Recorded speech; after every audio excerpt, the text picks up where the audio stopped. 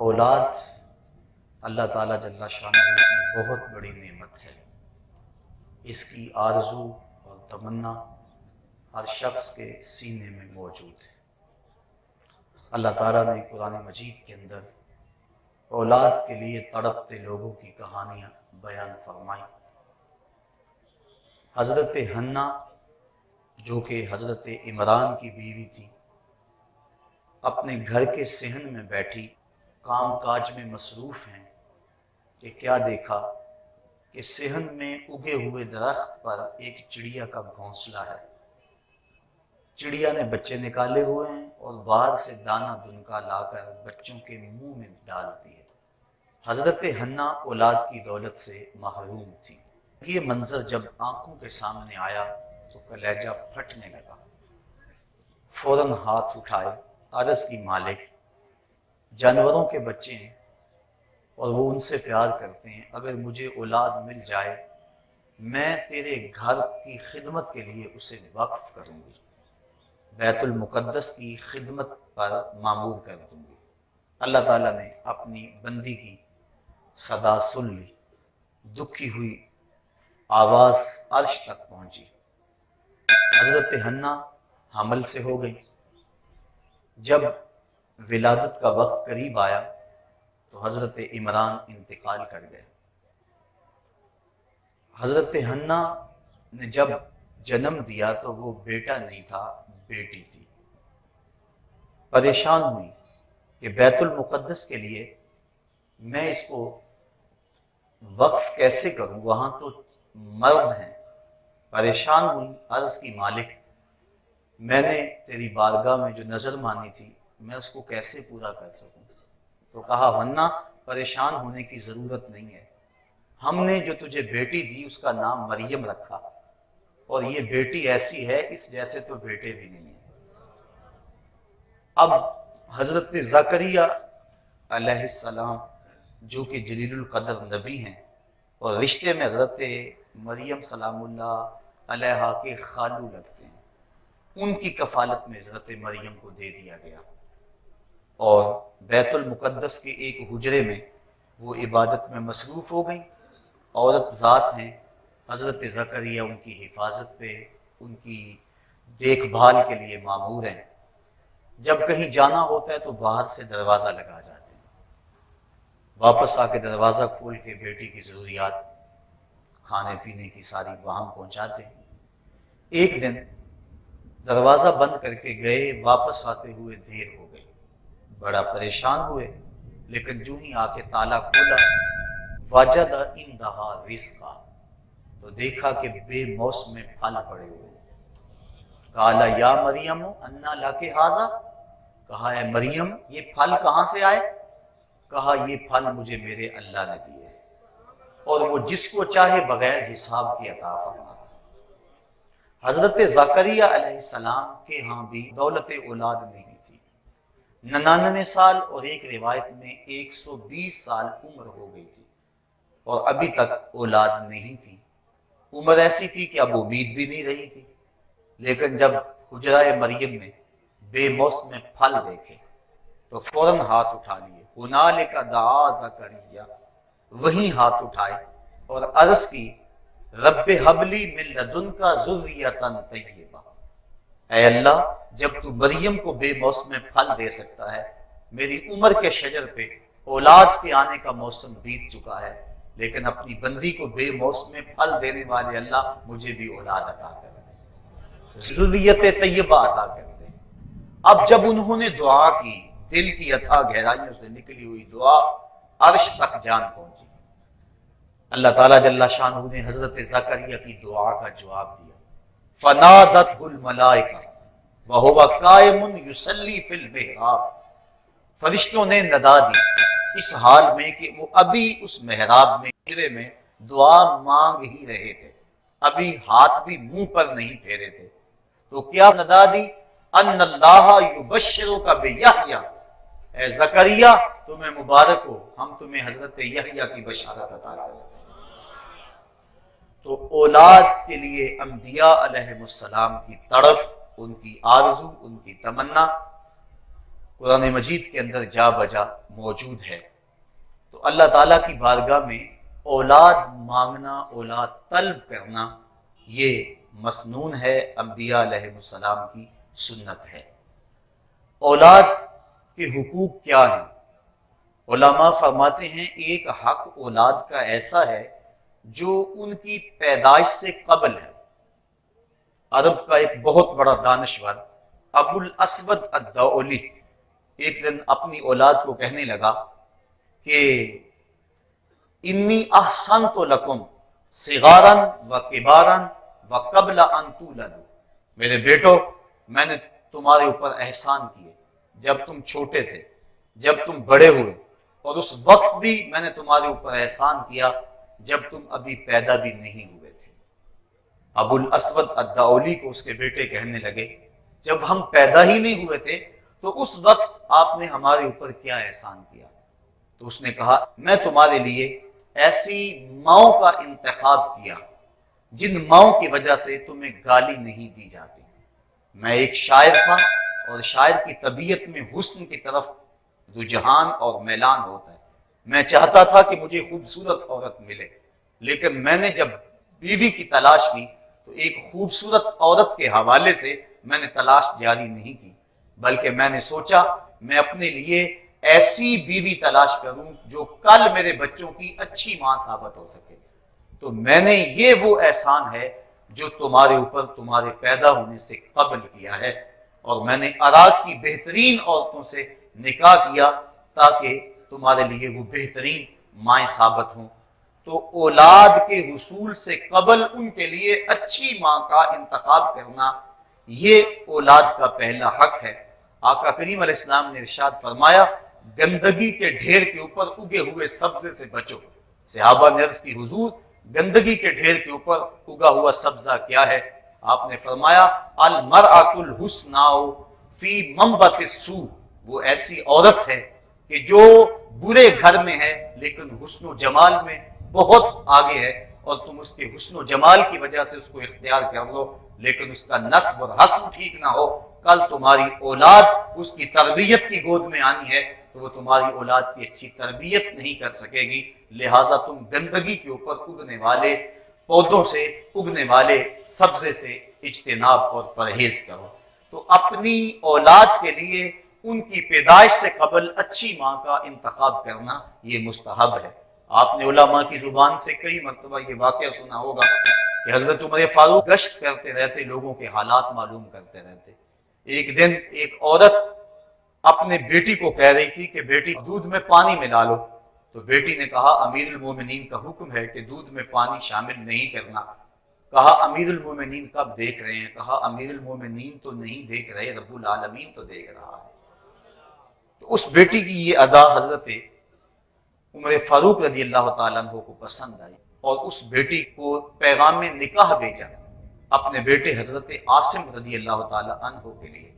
پھر اس خاتون کی شادی حضرت عاصم بن حضرت عمر فاروق رضی اللہ تعالیٰ عنہ سے ہوئی، اور اس سے اللہ نے ان کو ایک بیٹی عطا فرمائی، اور اس بیٹی سے ایک بیٹا ہوا جس کو دنیا حضرت عمر بن عبد العزیز کے نام سے یاد کرتی ہے۔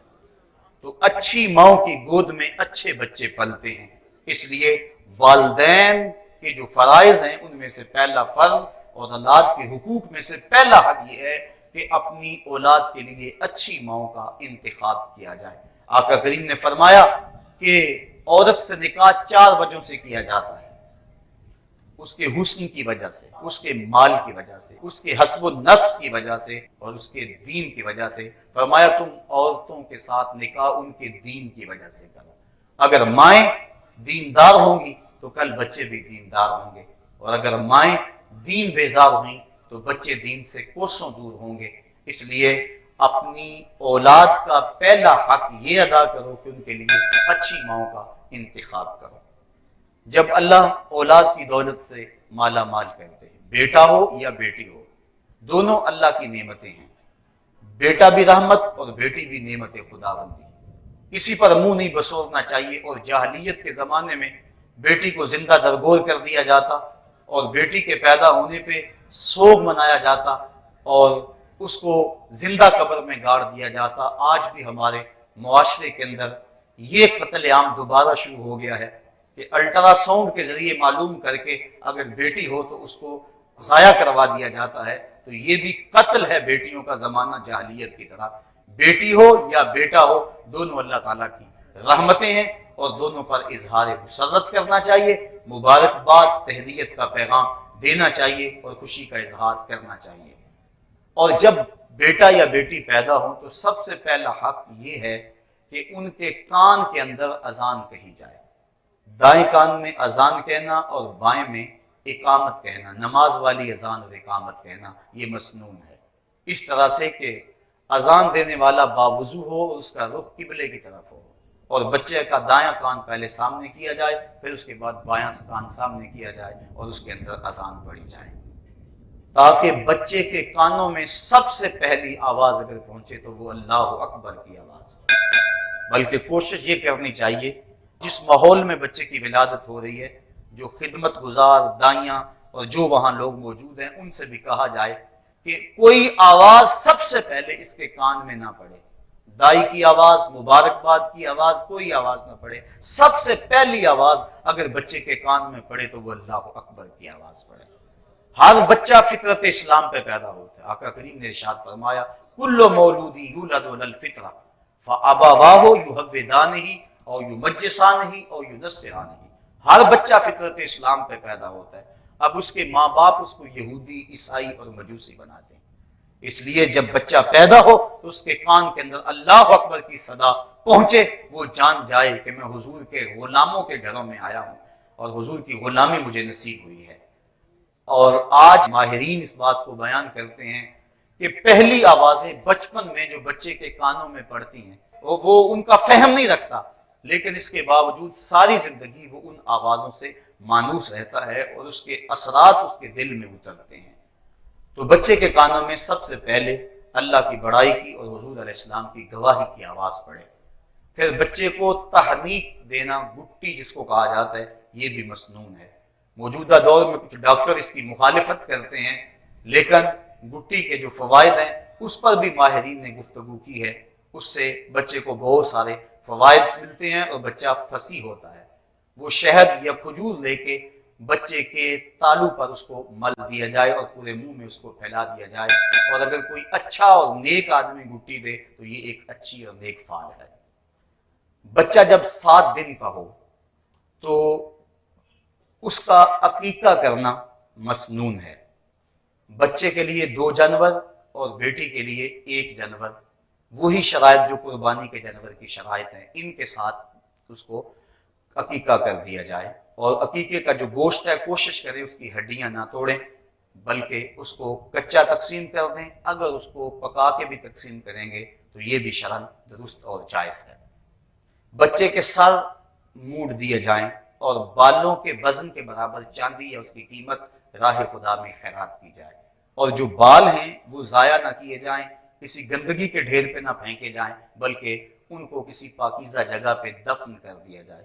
یہ صرف بچے کے بالوں کا مسئلہ نہیں, ہر انسان کے بال ہوں یا ناخن ہوں, یہ انسان کے جسم کا جز اور حصہ ہیں. ان کو کٹوا کے یوں ہی نہیں پھینکنا چاہیے, بلکہ یہ انسان کی عزت اور تکریم ہے کہ اس کو کسی پاک جگہ پہ رکھنا چاہیے یا دفن کر دینا چاہیے. اس کے بعد بچے کے ختنے 7 دن کرنا یہ بھی مسنون ہے. بچہ کمزور ہو تو اس کے ختنوں کا وقت آگے بھی لے جایا جا سکتا ہے, لیکن علماء نے یہ تصریح کی ہے کہ بلوغت سے قبل ختنے کر دیے جائیں, اس لیے کہ جو پردہ ہے وہ واجب ہے اور ختنے مسنون ہیں. تو سنت ادا کرنے کے لیے ایک واجب توڑنا پڑے گا اگر بلوغت کے بعد ختنے کیے. لہذا بلوغت سے قبل جب چاہیں آپ ختنے کر دیں گے, لیکن بہتر یہ ہے کہ 7ویں دن ختنے کر دیے جائیں. ہاں اگر کوئی شخص اسلام لاتا ہے بلوغت کے بعد تو اس کے ختنے اسی وقت کیے جائیں گے. حضرت ابراہیم علیہ السلام 80 سال کی عمر میں تھے کہ جب ختنوں کا حکم آیا تو آپ نے بسولے کے ساتھ خود اپنے ختنے فرمائے تھے. تو عمر کے کسی حصے کے اندر بھی ختنے کیے جا سکتے ہیں اگر ختنے نہ ہو سکے ہوں. پھر اچھا نام رکھ دینا, یہ 7ویں دن اگر نام رکھ دیں تو یہ مسنون ہے. اس سے قبل نام رکھنا بھی جائز ہے, لیکن مسنون یہ ہے کہ 7ویں دن نام رکھا جائے. اور आका करीम ने इरशाद फरमाया तसम्मु बिअस्माइल अंबिया, अपने बेटों के नाम नबियों के नामों पे रखें। और फिर फरमाया अहब्बुल अस्मा, बेहतरीन और महबूब तरीन अस्मा जो हैं वो अल्लाह के यहाँ वो अब्दुल्ला और अब्दुल रहमान हैं। और फिर ये भी इरशाद फरमाया कि बेहतरीन नाम हम्माम और हारिस हैं। हमजा नाम की फजीलत भी अहादीस के अंदर मौजूद है। और ये भी इरशाद फरमाया तसम्मु बिइस्मी, मेरे नाम पे अपने बच्चों के नाम रखो। और उलमा ने इरशाद फरमाया जिस दस्तरखान पे मोहम्मद नाम का बच्चा होगा वहां बेबरकती नहीं आएगी। तो जब अल्लाह औलाद दे तो किसी का नाम हुजूर के नाम पर मोहम्मद या अहमद रख देना चाहिए। और एक हदीस के बाबरकत कलिमात हैं, आका करीम ने फरमाया अगर तुम अपने बेटे का नाम मोहम्मद रखो तो फिर उसकी इज्जत भी करो। और सीरत हलबिया के अंदर इमाम बुरहानुद्दीन हलबी लिखते हैं कि क़यामत के दिन अल्लाह ताला जल्ला शानहू आवाज देगा या मोहम्मद सल्लल्लाहु अलैहि वसल्लम, तो मोहम्मद नाम के जितने लोग हैं वो इस आवाज पे दौड़ पड़ेंगे। और अल्लाह ताला फरमाएगा मैंने तुम्हें तो नहीं बुलाया, मैंने तो अपने महबूब को बुलाया है। अर्ज़ करेंगे मालिक क्योंकि हमारा नाम ये था लिहाजा हम इस पुकार पे चले आए। अल्लाह इरशाद फरमाएगा चलो आ गए हो, अब जन्नत तुम्हारा रास्ता है। तो इस तरह अपने बच्चे का जो नाम है वो बाबरकत नाम रखा जाए। इन्नल अस्माअ ततनज़्ज़लु मिनस समा, आसमान से अस्मा की तासीरात उतरती हैं। आज इस मौजूदा दौर के अंदर लोग इस ख्वाहिश में होते हैं कि ऐसा नाम रखा जाए जो आज तक ना किसी का रखा गया हो और ना सुना गया हो। ये जिद्दत की ख्वाहिश इंसान की फितरत तो है, लेकिन लोग इस ख्वाहिश के तहत ऐसे ऐसे नाम रख देते हैं कि जिन नामों का कोई माना और कोई मकसद भी नहीं होता है। मुहम्मल अल्फाज बच्चों के नाम रख दिए जाते हैं। सहाबा के नाम पे नाम रखे जाएं, अंबिया अलैहिमुस्सलाम के नामों पे नाम रखे जाएं। फिर कुछ नामों से मना किया गया, जिन नामों में खुद नमाई हो उन नामों से मना फरमाया गया। जिस तरह बर्रा नाम से हुजूर ने मना फरमाया।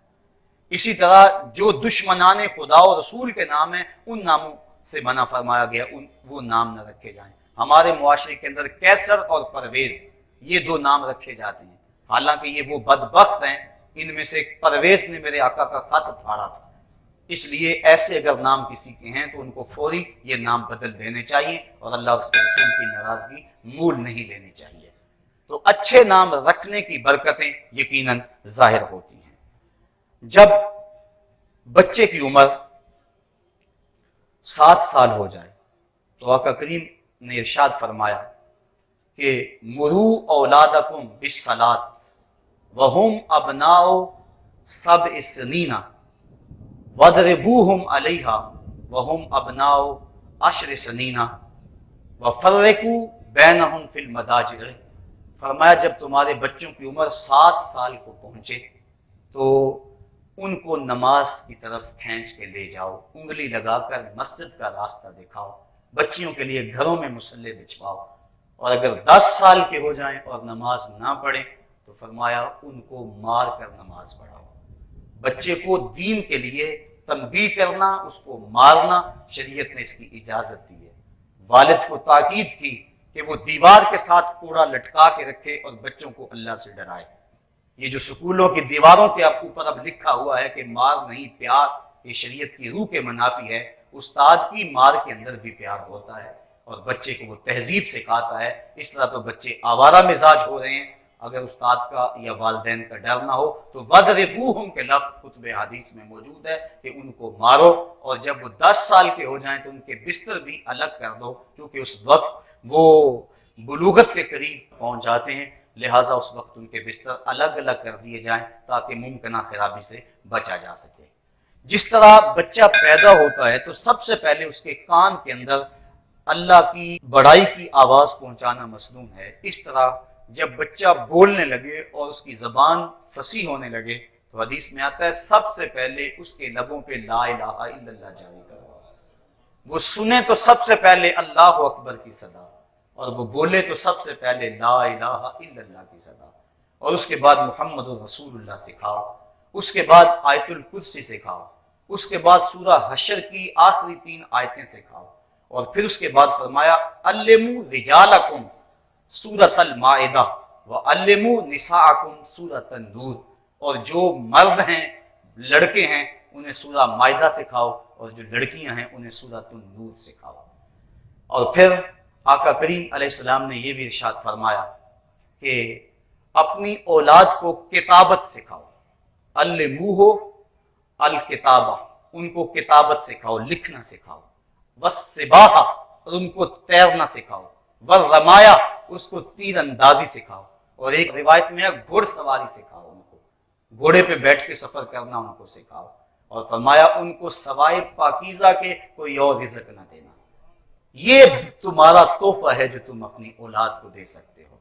हजरत इमाम हसन मस्जिद नबवी में आए, खजूरों का ढेर पड़ा हुआ था, तो एक खजूर उन्होंने उठा ली और सदके की खजूरें थी, उन्होंने पकड़ के अपने मुंह में डाल ली। आका करीम हलक में उंगली डालकर उस खजूर को निकालते हुए कहा कखिन कखिन, और ये तंबीह का जुमला है। फरमाया हम सदका नहीं खाया करते, तो औलाद को मशकूक रिज़्क से भी और हराम रिज़्क से भी बचाया जाए, ताकि कल वो इस्लाम की खिदमत में वो औलाद काम आ सके। हजरत अबू दरदा का वाक़या आपने कई बार सुना, उलमा बयान फरमाते हैं कि सुबह फजर की नमाज पढ़ते हैं तो भाग जाते हैं। एक दिन आका करीम ने कहा अबू दरदा काहे की जल्दी होती है? अर्ज करते हैं हुजूर हमारे हमसायों के घर में खजूर का एक लंबा ऊंचा दरख्त है जिसका जकाव कुछ मेरे वेड़े की तरफ है, और आजकल ठंडी हवाएं मदीने में सुबह सलामी देने आती हैं। खजूरों के पकने का मौसम है, कुछ खजूरें टूट के मेरे वेड़े में गिर पड़ती हैं, मैं इसलिए जल्दी चला जाता हूं कि बच्चों के उठने से कबल कबल वो खजूरें उठा के हमसाये के घर में फेंक दो, कहीं मेरा बच्चा कोई खजूर उठा के खा न ले। और हमारी सड़क से गन्ने की ट्राली गुजर कर तो देखे, हम कहते हैं बड़ा दलेर निकला बच्चा, कितने गन्ने खींच लाया। उसकी हौसला शिकनी करनी चाहिए और उसके रिज़्क़े हलाल का इहतमाम और इंतजाम करना चाहिए ताकि उसकी बेहतरी हो। बच्चे को बहादुर और जुर्रतमंद बनाने के लिए वालिदैन को अक़दाम करने चाहिए, और ऐसा काम नहीं करना चाहिए जिससे उसके नफ्सियात के अंदर बुज़दिली पैदा हो। बाज़ औक़ात बच्चा रो रहा है, माँ को जरूरी काम है और बच्चे को चुप कराना मकसूद है, तो माँ जल्दी कह रही है कि कुत्ता आ गया चुप कर जा, बिल्ली आ गई चुप कर जा, तो बच्चा वक्ती तौर पे तो चुप कर जाता है, लेकिन उसके नफ्सियात के अंदर कुत्ते और बिल्ली का डर पैदा हो जाता है। और मैं कहा करता हूं जिस बच्चे को बचपन में बिल्ली और कुत्ते से डराया गया है वो बड़ा होकर शेर का मुकाबला कैसे करेगा? अपने बच्चों को कुत्तों और बिल्लियों से ना डराओ, उन्होंने बड़े होकर मोहम्मद अरबी के शेर बनना है। अगर तुमने अपने बच्चों को इस तरह तरबियत की तो उनके नफ्सियात कमजोर हो जाएंगे। इस तरह बच्चों के लिबास का खास ख्याल रखें। हर माँ की ख्वाहिश है कि मेरा बच्चा बड़ा खूबसूरत नजर आए, लेकिन क्या हम गैर शरी लिबास पहनाकर ही उसको खूबसूरती में देख सकते हैं, या कि शरी लिबास का एहतमाम करके खूबसूरती में से देख सकते हैं? छोटे बच्चों को चांदी के कंगन और सोने की अंगूठियां वगैरह पहनाना दुरुस्त नहीं है। तोहफे के तौर पे अगर लोग दें तो उनको रख लें, संभाल लें, किसी और मसरफ में ले आएं, और बच्चों को चूंकि मना किया गया है सोना चांदी पहनाना, बच्चियों को पहनाएं और बच्चों को पहनाने से गुरेज करें। और उनका लिबास जो है उसके ऊपर मुख्तलिफ जो है वो तस्वीरें छपी हुई होती हैं, जबकि हदीस में आता है जिस घर में जुनबी कुत्ता या तस्वीर हो उस घर में रहमत का फरिश्ता नहीं आता। इसलिए उस बच्चे से रहमत का फरिश्ता दूर हो जाएगा। उसको सादा लिबास पहनाएं, वो लिबास पहनाएं जो अल्लाह उसके रसूल को पसंद है, जो पर्दा भी और जीनत भी हो और जिससे हुस्न भी झलकता हो। और जाहिर है कि हुजूर के तरीके से बढ़कर और हुस्न कहाँ हो सकता है। अल्लाह अकबर। अपनी औलाद को दीन सिखाएं। आका करीम अलैहिस्सलाम ने इरशाद फरमाया अद्दिबू औलादकुम सलासा खिसाल, अपनी औलाद को 3 चीजें सिखाओ। कौन कौन सी? हुब्बे नबीयकुम, एक अपने नबी का प्यार सिखाओ। ये वो तोहफा है जो तुम अपनी औलाद को दे सकते हो। अब अपनी औलाद के सीने में हुजूर का प्यार कैसे डालोगे? अपने घरों में हुजूर के जिक्र की मजलिसें मुनाकिद करो, महाफिले मिलाद का इनेकाद करो, खाना खाने बैठो, कम अज कम पीर के दिन खाना खाने से कबल दरूद की मजलिस सजा लो और आका करीम पर दरूद पढ़ो और उसके बाद खाना खिलाओ। बच्चों के दिल में साहिब दरूद से प्यार पैदा हो जाएगा। तो ये वालिदैन की कोशिश और जिम्मेदारी है कि वो अपने औलाद के दिल में हुजूर का प्यार बैठाए। वह हुब्बे अहले बैत ही, اور حضور علیہ السلام کے اہل بیت کا پیار بچوں کے سینے میں ڈالا جائے، یہ سکھایا جائے اولاد کا حق ہے والدین کے ذمہ۔ تو وہ کس طرح ہوگا کہ اہل بیت رسول کے مناقب بیان کیے جائیں، ان کے فضائل بیان کیے جائیں۔ کتب صحاح میں اور جتنی بھی احادیث کی کتب موجود ہیں ان میں جہاں باقی چیزیں، مسائل، شریعت کے معاملات، حلال و حرام بیان کیے گئے ہیں، وہاں اہل بیت، صحابہ رضوان اللہ علیہم اجمعین اور اچھے لوگوں کے فضائل، انبیاء کے فضائل بیان کیے گئے ہیں، اور کسی چیز کا تذکرہ محبت سے ہو تو بندے کا اس کی سمت میلان ہو جاتا ہے۔ تیسرا حق، اس کو قرآن کی تلاوت کرنا سکھاؤ۔ چھین لو ان کے ہاتھوں سے ناول، چھین لو ان کے ہاتھوں سے گانوں اور فلموں کی سیڑیاں، ان کے ہاتھوں میں اللہ کا قرآن دے دو، مصطفیٰ کی حدیث دے دو، اسلامی تاریخ دو، حضور کی سیرت کی کتابیں ان کے ہاتھوں میں تھما دو، ان کی خلوتوں پہ، ان کی جلوتوں پہ غور کرو، ان کی دوستیوں پہ غور کرو کہ ان کی دوستیاں برے لوگوں کے ساتھ تو نہیں ہے، دین بیزار طبقے کے ساتھ ان کا بیٹھنا اٹھنا تو نہیں ہے جو دین سے انہیں دور کر دیں گے، کیونکہ المرء علی دین خلیلہ فلینظر احدکم من یخالل، فرمایا ہر شخص اپنے دوست کے دین پہ ہوتا ہے، ہر بندہ کسی سے دوستی لگانے سے قبل دیکھے کہ اس دوست کا دین کیا ہے۔ تو اپنے بچوں کی دوستیوں پہ نظر رکھو اور اچھے لوگوں کی صحبت میں بٹھاؤ، بالخصوص جو باعمل علماء ہیں، اگر ان کی صحبت مل جائے تو وہ کبریت احمر یعنی سرخ گندک کی طرح ہے، ان کی صحبت میں تمہاری اولاد بیٹھے گی تو دین کا رنگ چڑھے گا، اور وہ اللہ اور اس کے رسول کے مطیع اور فرما بردار ہوں گے، تمہارے بھی فرما بردار ہوں گے۔ اس لیے فرمایا اپنی اولاد کو قرآن مجید کی تلاوت سکھاؤ، یہ وہ تحفہ ہے جو تم اپنی اولاد کو دے کے جا سکتے ہو، اور اگر تم نے اپنی اولاد کو یہ نہیں دیا تو کیا دیا؟ حضور علیہ السلام نے ارشاد فرمایا کہ اپنی اولاد کو ادب کی ایک بات سکھانا، ایک سا یعنی 4.5 سیر غلہ اللہ کی راہ میں خیرات کرنے سے زیادہ فضیلت والی بات ہے۔ نوافل کے اندر مشغول ہونے سے بہتر یہ ہے کہ اولاد کی اچھی تربیت کی جائے، اولاد کی اچھی تربیت کرنا یہ زیادہ بہتر ہے، اور کل قیامت کے دن اولاد کے بارے میں بندے سے پوچھا جائے گا۔ یہاں فرمایا گیا قوا انفسکم واہلیکم نارا، خود بھی اور اپنے اہل خانہ کو بھی جہنم کی آگ سے بچا لو۔ کل قیامت کے دن اولاد کے بارے میں والد کو پوچھا جائے گا، والدہ کو پوچھا جائے گا، اور اس حوالے سے ایک اور اہم بات ہے، اور وہ یہ کہ والد اور والدہ دونوں مل کر بچے کی تربیت کو ادا کرتے ہیں، اس کی تربیت میں حصہ لیتے ہیں، لیکن سب سے زیادہ حصہ بچے کی تربیت کے اندر ماں کا ہے۔ اگر ماں بچے کی تربیت نہ کرنا چاہے تو باپ جو مرضی کرے تو کبھی بھی بچے کی تربیت نہیں ہو سکتی۔ اس لیے ماں کا حق ہے کہ وہ اپنے بچے کی تربیت کے اندر بہت سارا حصہ لے، اس کو اپنے پاس بٹھائے، وقت دے۔ ہم بچے کو سکول بھیج دیا، سکول سے آیا تو ٹیوشن بھیج دیا، اس کے بعد ٹی وی پہ بیٹھ گئے، خرابی ہوگی۔ بچوں کو نہ باپ نے ٹائم دیا نہ ماں نے ٹائم دیا، اور بعد میں بچے بڑے ہو کر ماں باپ کے قریب نہیں ہوتے، ماں باپ بیماری میں تڑپ بھی رہے ہوں، بچے آ کے دوائی لے دینا ہی اپنا فرض سمجھتے ہیں، ان کے پاس بیٹھنا اپنا فرض نہیں سمجھتے ہیں، اور وہ اپنے کاموں میں مشغول ہو جاتے ہیں۔ تو اپنی اولاد کو آج وقت دیں، کل تمہاری اولاد تمہیں وقت دے گی، اور اپنی اولاد کو دین کی طرف راغب کریں۔ جب بچوں کی بغلوں میں بال اگنے لگے تو ان کو کہو کہ ان کو کھینچنا ہے، موڑنا نہیں۔ عموماً اس وقت پتہ چلتا ہے جب بندہ موڑ چکا ہو، جبکہ حدیث کے اندر نتف الابط کے لفظ ہیں کہ بال کھینچنا جو ہے وہ مسنون ہے، اور کھینچنے سے چند بار کھینچنے سے یہ بال ویسے ہی جو ہے وہ ختم ہو جاتے ہیں۔ تو ان کو ترغیب دیں، جب بچے کی داڑھی کا خط آنے لگے تو اسے ترغیب دیں کہ یہ اللہ کے رسول کی سنت ہے، اس کا قتل نہیں کرنا۔ وہ بدقسمت مائیں ہیں جو بیٹوں کو کہتے ہیں کہ بیٹا ابھی تیری عمر داڑھی کی نہیں ہے، اگر داڑھی کی عمر نہیں ہے تو آئی کیسے ہے؟ بلکہ بیٹے کو ترغیب دے، اس کو سنت امامہ سجانے کا کہے، اس کی پیشانی چوم کر جو ہے کہے کہ بیٹا تیرا یہ حلیہ مجھے بھی پسند ہے، اللہ اور اس کے رسول کو بھی پسند ہے۔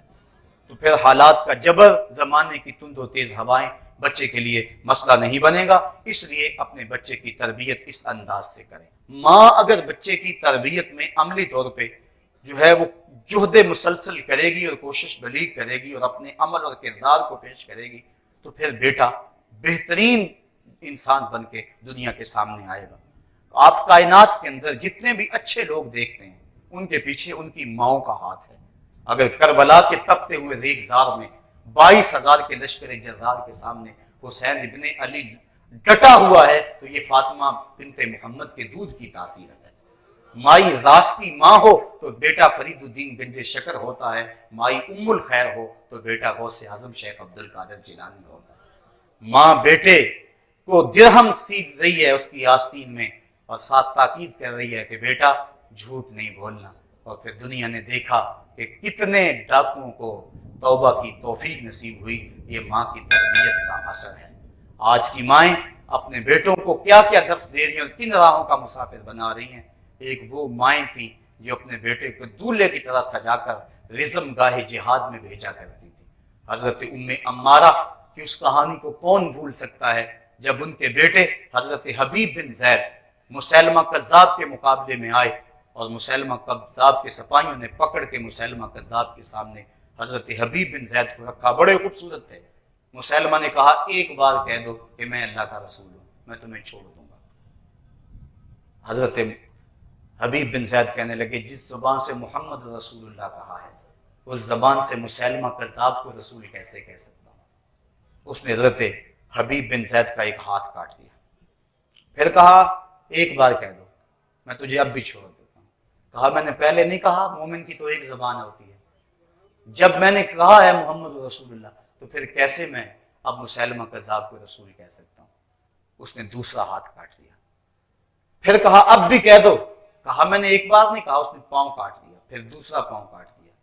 फिर आंखों में नेज़े चुभोए, नाक काट दी, कान काट दिए। जिस तरह बकरी की खाल उधेड़ते हैं इस तरह खाल उधेड़ी। जब हजरत हबीब बिन जैद शहीद हो गए, ये बड़ी दर्दनाक कहानी थी उनकी शहादत की। किसी ने उनकी माँ उम्मे अम्मारा को आके बताया। कहा, तेरे बेटे को इस दर्दनाक अंदाज में शहीद किया गया।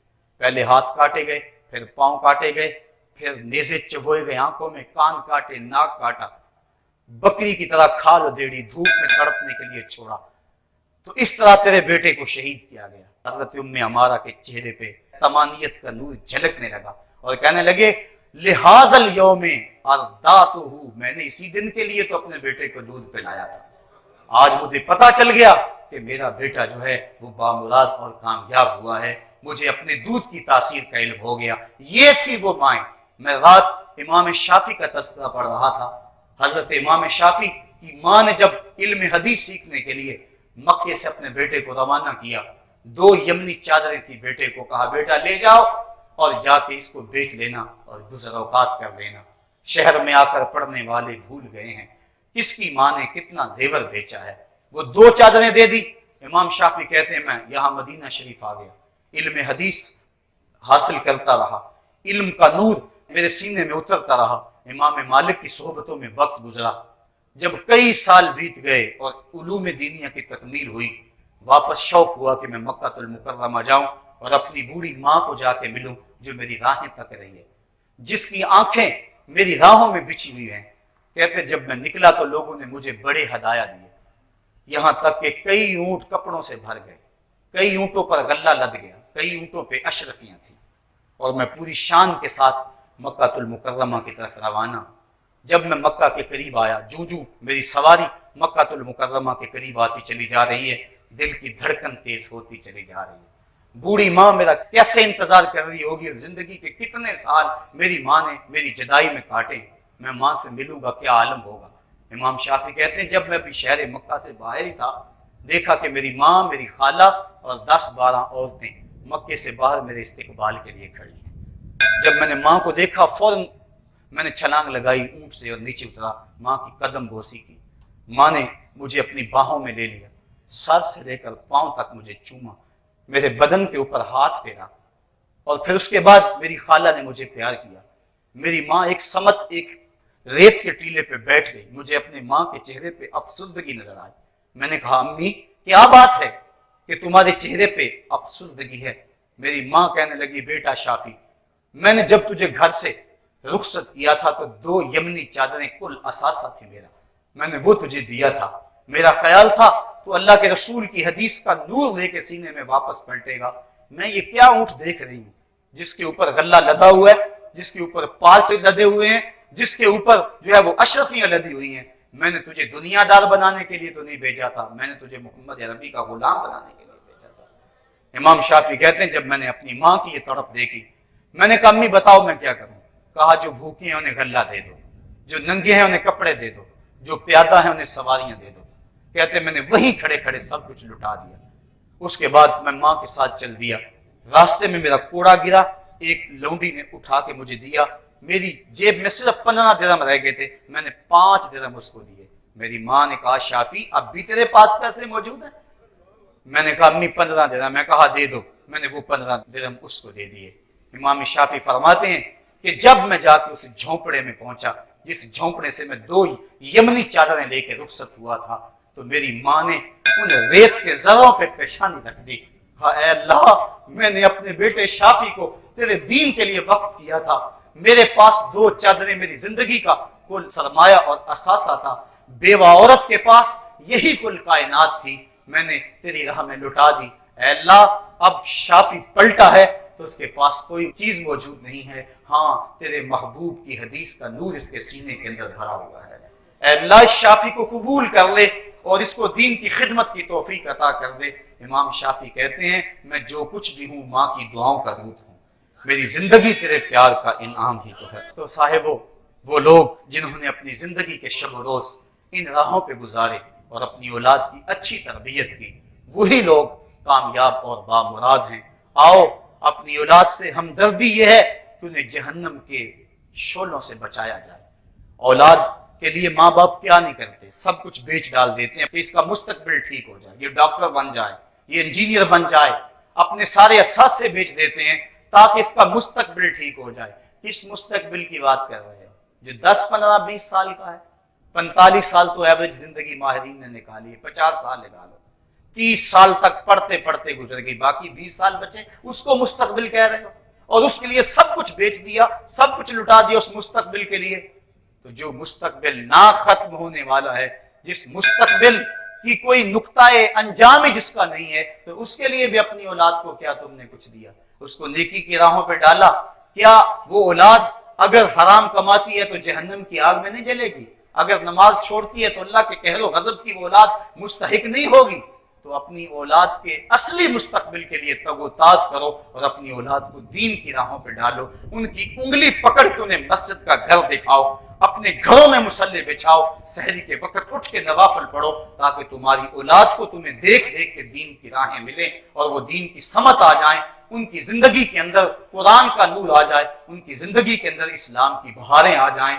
वो माएं जो अपनी औलादों की तरबियत दीन के मुताबिक करती थी, आज उन माओं के नाम ही रोशन हैं, माओं के नाम ही जिंदा हैं। और जिन्होंने अपनी औलादों को खूबसूरती में देखना तो चाहा लेकिन उनको दीन न दिया, तो मरने के बाद वो बेटे तो उनके लिए हाथ दुआ का भी नहीं उठा सकते हैं।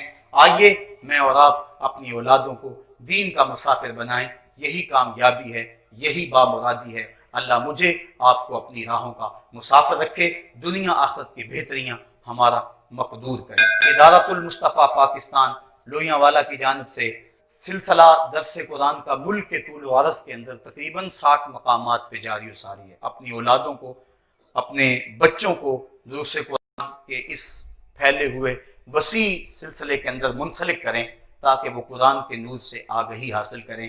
आप खुद भी आएँ, जुमाअतुल मुबारक के नूर बरसाते लम्हों के अंदर अपनी औलादों को साथ लेकर आएं और उनको दीन की राहों का मुसाफिर बनाएं। अल्लाह मुझे आपको अपनी राहों का मुसाफिर बनाए, हमें अपनी औलादों की दीन के मुताबिक तरबियत करने की तौफीक नसीब फरमाए। व आखिर दावाना अनिल हम्दुलिल्लाहि रब्बिल आलमीन।